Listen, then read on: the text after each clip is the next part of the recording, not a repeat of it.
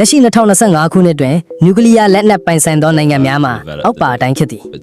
ရုရှားအမေရိကန်ပြည်ထောင်စုတရုတ်ပြင်သစ်ဗြိတိန်ပါကစ္စတန်အိန္ဒိယအစ္စရေးအတည်ပြုထားခြင်းမရှိတော့လဲပိုင်ဆိုင်သည်ဟုယူဆရမြောက်ကိုရီးယားဤနိုင်ငံများသည်ကမ္ဘာပေါ်ရှိနျူကလ িয়ার လက်နက်အများစုကိုပိုင်ဆိုင်ထားကြပါသည်အီရန်ကအစ္စရေးကိုနျူကလ িয়ার လက်နက်နဲ့တိုက်ခိုက်ခဲ့မယ်ဆိုရင်အကျိုးဆက်တွေကအလွန်ဆိုးရွားပြီးဒေသတွင်ရောကမ္ဘာတဝန်းမှာကြီးမားတဲ့တရားမှုတွေရှိလာနိုင်ပါတယ်ဘယ်နိုင်ငံတွေထိခိုက်မလဲဆိုတာကတော့ပုံစံမျိုးမျိုးနဲ့ဖြစ်နိုင်ပါတယ်တိုက်ရိုက်ထိခိုက်ခံရမည့်နိုင်ငံများအစ္စရေး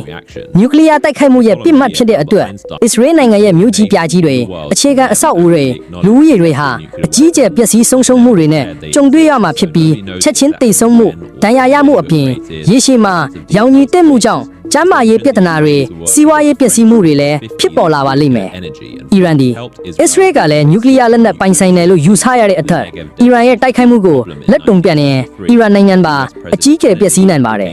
ဒါ့အပြင်အီရန်ရဲ့လောက်ရကြောင့်နိုင်ငံတကာရဲ့ပြင်းထန်တဲ့စီးပွားရေးပိတ်ဆို့မှုတွေနဲ့စစ်ရေးရတုံ့ပြန်မှုတွေနဲ့လည်းကြုံတွေ့ထနိုင်ပါတယ်ဒေသတွင်ထိခိုက်ခံရမိနိုင်ငံများအရှေ့အလယ်ပိုင်းမှာအိမ်နီးချင်းနိုင်ငံများအစ္စရေးနဲ့အီရန်အနီးနားမှာရှိတဲ့လက်ဘနွန်ဆီးရီးယားဂျော်ဒန်အီရတ်ဆော်ဒီအာရေဗီးယားစတဲ့နိုင်ငံတွေဟာ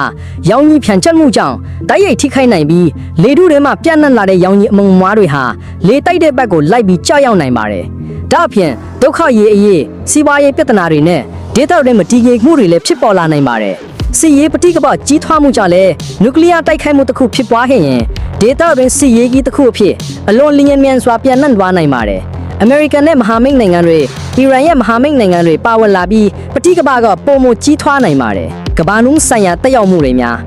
စီးပွားရေးထိခိုက်မှု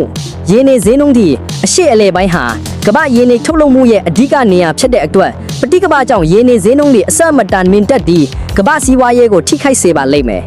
ကမ္ဘာကုန်သွယ်မှု